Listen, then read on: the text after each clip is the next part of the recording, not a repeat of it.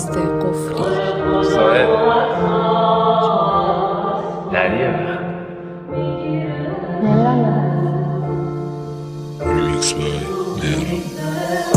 بیا تا تگرک ها برقصیم، تا انقلاب برگ ها برقصیم. دستمو میذارم توی دستای بی حرکت، تکونت میدم تا با رقص دست ها برقصیم.